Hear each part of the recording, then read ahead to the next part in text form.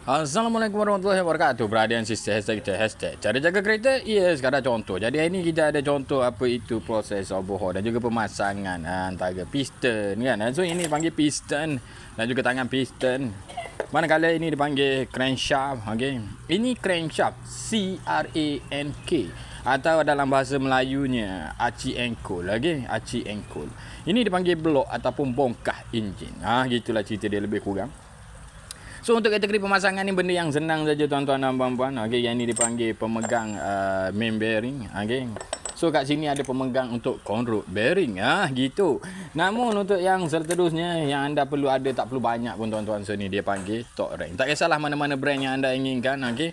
Kalau rasa kaya pakai yang mahal, kalau rasa miskin pakai yang murah-murah je. So tak perlu risau yang tu. Okey, dan juga sedikit box yang anda perlukan dan juga satu benda dia panggil pengisi rim piston supaya senang kita nak isi kan, tak ada nak pakai tali, pakai benda. Tapi bergantung pada anda semua yang berkemahiran. Okey, so yang ni dipanggil grid rim piston. So ada juga pelbagai jenis model yang di pasaran, so boleh pilih yang mana anda suka. Okey, so yang ni lah ya brand untuk model-model rim piston. So yang ni untuk Pro 2 Viva. Okey, contoh bearing, main bearing. Okey.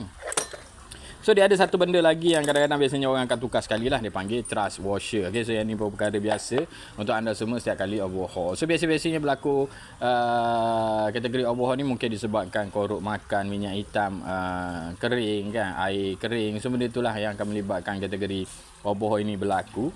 Jadi cerita dia tuan-tuan dan puan-puan, pastikan anda sentiasa servis kenderaan anda mengikut jadual yang telah ditetapkan untuk mengelakkan anda mengalami macam ni lah kan, dia panggil melebihi kos pembaik pulihan. Adik gulak brother and sister, selamat menservis kenderaan anda.